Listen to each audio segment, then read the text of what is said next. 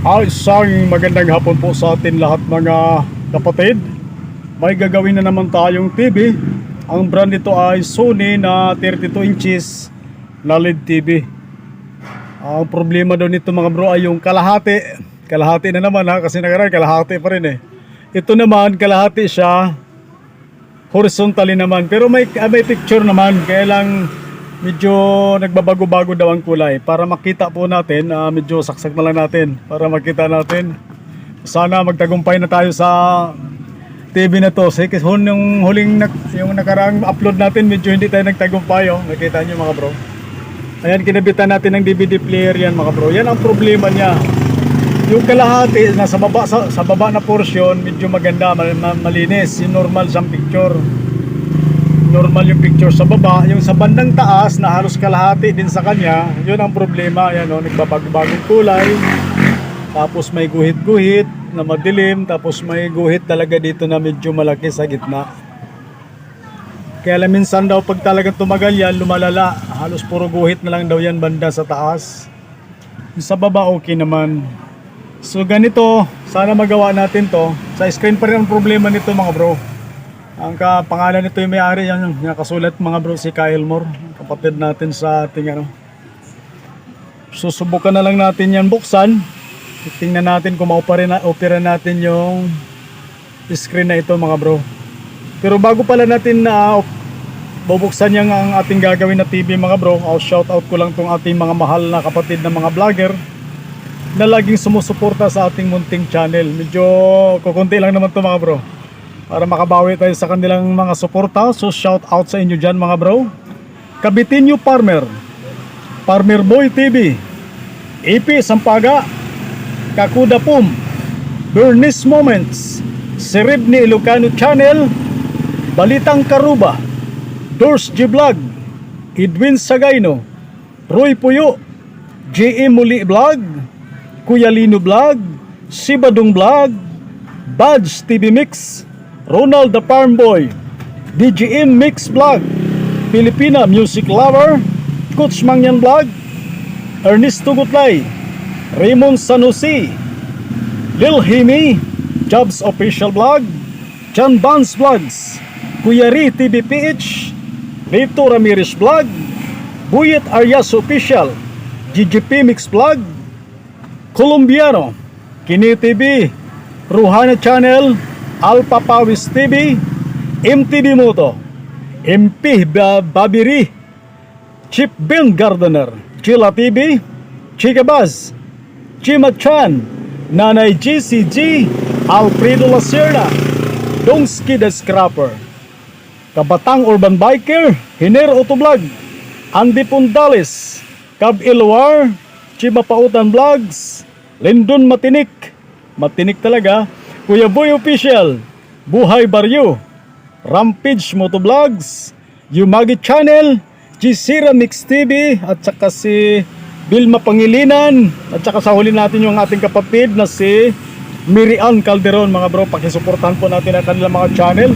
At binilisan ko kasi tumutugtog na naman yung aking katapat mga bro. Medyo malakas-lakas pa naman.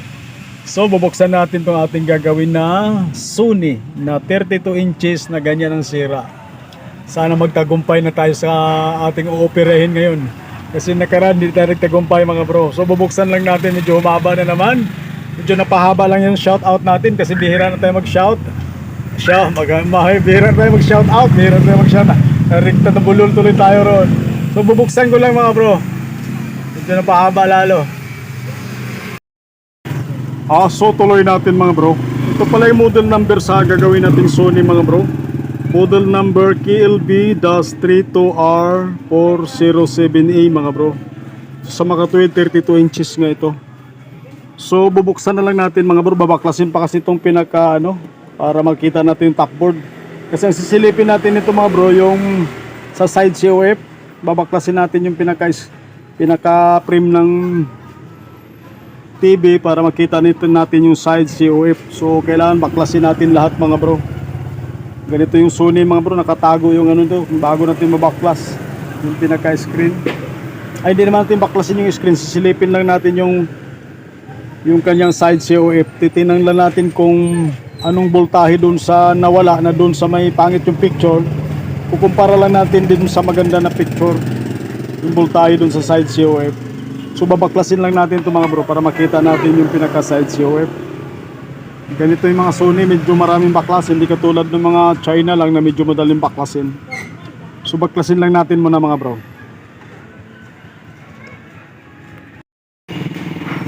So ituloy natin tong ating ginagawa na Sony. Pinaklas na natin yung pinaka-frame ng screen mga bro. Itong model pala na ito na Sony na ito mga bro ay walang side COF. Pag anong trouble sana kung may side COF, medyo malaki ang chance na magawa. Ito pala kasi kadalasan ng mga Sony na mga brand may side COF dito sa kabila, ganito ditong side nito mga bro. Sa ganitong model wala siya. So ang gagawin na lang natin, subukan na lang natin mag-i-apply yung cutting method. Try natin magputol dito sa mga CKB signals. Kung saan banda yung nagluloko, sa left ba, ay naku, nag-blurred na naman yung cellphone natin.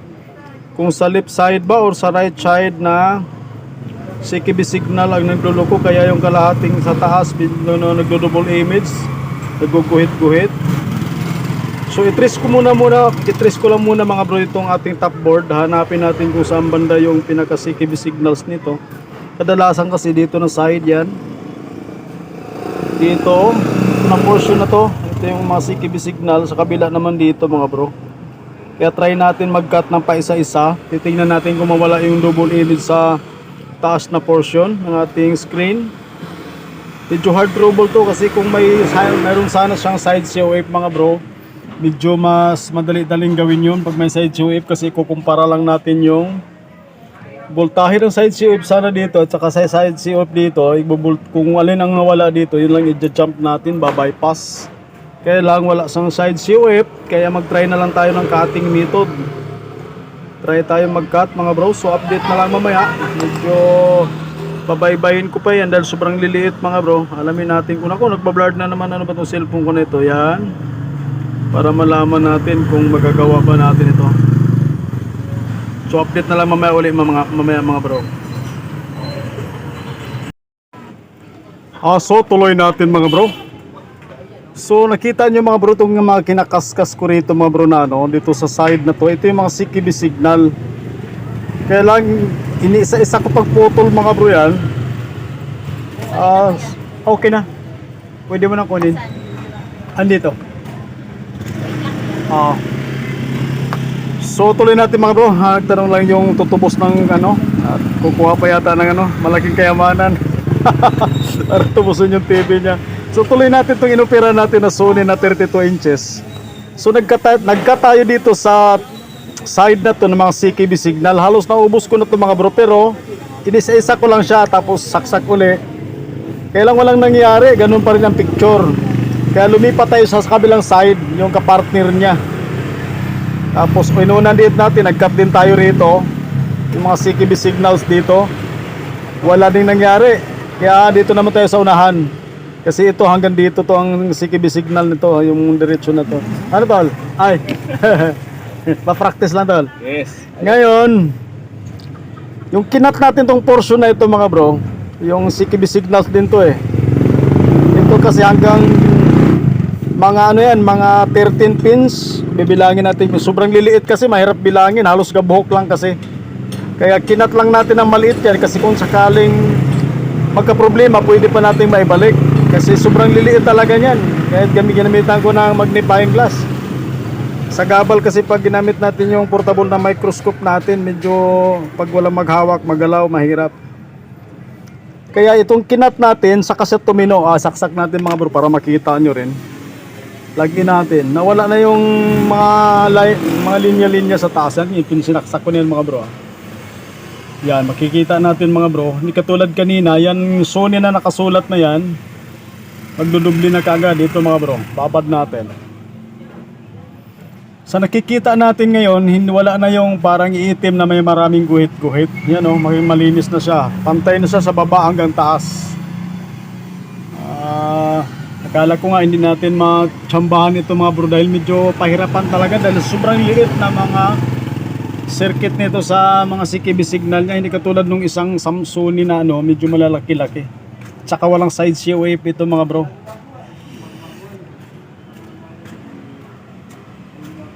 Kaya ibabad lang natin, titingnan natin kung may lalabas pa na bang sira, wag naman sana. Kung mapapansin natin, yung taas at saka sa baba na screen, magparehas na sila ng ano, hindi na siya nagdo-double image at saka guhit-guhit mga bro. At paano na ano natin, kumbaga natsambahan lang natin to dahil akala ko hindi ko rin to mabuo. Kaya lang sabi na may-ari, lumaban naman siya. Pag ganitong sira kasi, pinapaalam ko sa may-ari na maaaring magawa, maaaring hindi, maaaring matuluyan. Kumbaga sa pasyente sa ano, kailangan pumirma siya ng ano, tawag doon, waiver. pag hindi siya magpirma or pumayag, hindi ko na itutuloy yung operasyon. kasi ganun talaga ang mangyayari sa screen na ganito kaliliit na mga circuit. Once na magkamali ka, matutuluyan.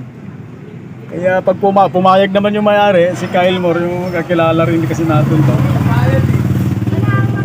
Actually yung may-ari nito gumagawa-gawa din, kaya lang medyo hard trouble din talaga. Kahit ako naman medyo talagang hirap, sinubukan ko lang kung hanggang saan talaga yung ano natin. Buti na tsambahan natin to. Kasi medyo hard trouble talaga pag screen, hindi tayo mangangako na magagawa. Medyo subukan lang natin. Kahit papaano ngayon, medyo nagtagumpay naman tayo. Sa nakaraang ano natin, hindi tayo nagtagumpay. Pero lumaban din yun eh. I-upload natin yung ano, kasi pinalitan natin ng screen yung nakaraang in-upload natin na ano naman yun, yung kalahating picture, guhit-guhit, vertically naman yun. Ito naman, horizontally naman yung guhit-guhit niya.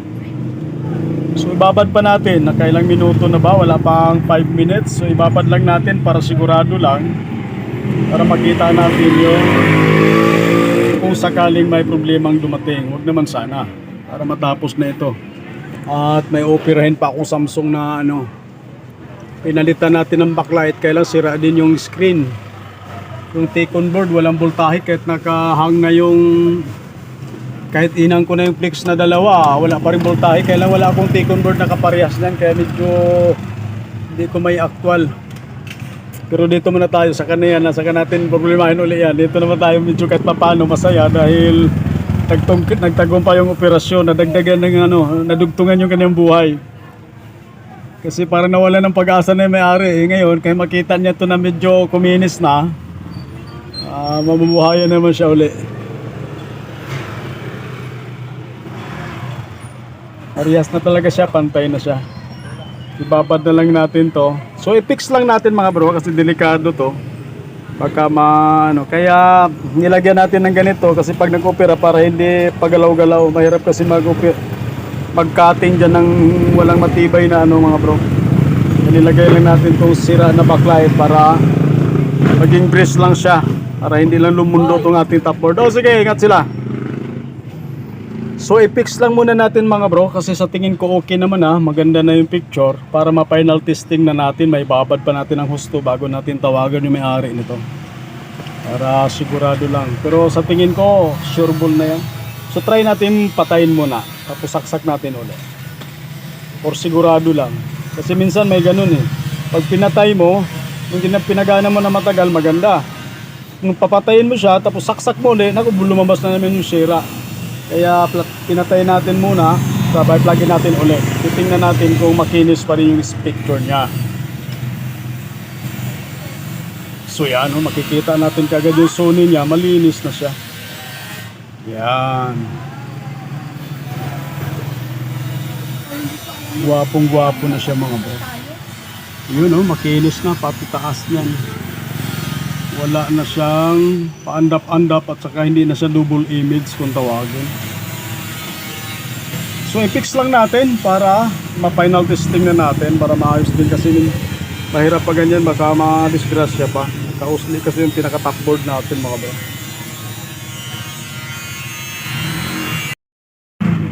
At ito na mga bro, ay final testing na natin itong ating ginagawa na Sony na 32 inches na LED TV. So plug in tayo.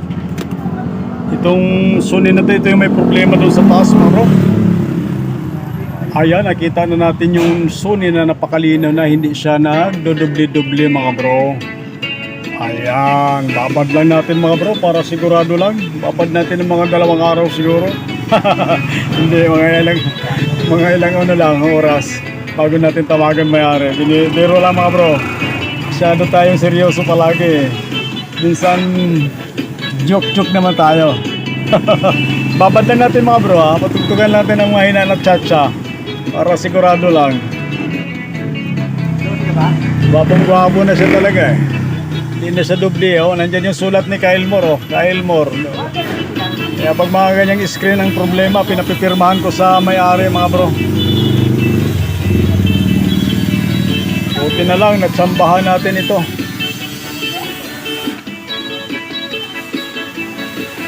Wala kasing side COF, at least kahit papano kung sakaling masalubong to sa ating mga baguhang nag-aaral pag-electronics yung ganitong trouble, kahit papano kung mapanood nila itong ating video, kahit papano mayroon na silang guide, mayroon na silang ideya kung saan banda ang titirahin mga bro. Yun lang naman ang purpose din natin, para makatulong din tayo sa ating mga mahal na mga kababayan nga nag-aaral sa mga pagkabagka electronic technician. Medyo nabulol na naman tayo doon. At ako yung nagpapasalamat palagi mga bro pala sa inyong suporta. Sa mga hindi nasali sa shoutout, request lang kayo mga bro. At sa shoutout kayo, sa shoutout ko kayo. Ano lang kayo sa comment section para kahit paano maisingit natin mga bro. Yung ngayon kasi dinadaan natin sa pabilisan dahil okasyon kasi ngayon December hanggang January pa ito mga bro, hanggang New Year. So kailangan ihataw mo natin, samantalahin natin maraming customer. Kasi pagdating to ng mga medyo tutuman lang naman to pag lagpas ng January. Yun eh. Maganda na naman yung background natin mga bro. Nagka-grinder sa ating katabi na halos na gumagawa ng bahay. Malapit lang kasi. May ilang hakbang lang pagitan yung gumagawa ng bahay kaya narinig natin yung grinder. Okay lang yun, wag lang yung tugtog mga bro. Dito sa kaibigan kong may salon. Buti hindi siya nagpatugtog na malakas ngayon. Mahina lang. So babad lang natin ng konti. Kita natin, gwapong-gwapo na talaga siya. Wala siyang kadubli-dubli na. Hindi katulad kanina na nagdudubli ang ibabaw na portion kalahati. Dito yun eh. Kalahati pangit, kalahati maganda. Ngayon, puro maganda na siya. Mayroon na rin tayong na-opera, kaya lang yung mga may side COF. Ito lang yung rin. Ito ang Sony na inopera natin na walang side COF. Medyo hard trouble natin. So siguradong okay na yan mga bro. At ibabad ko pa yan bago ko tawagan may-ari.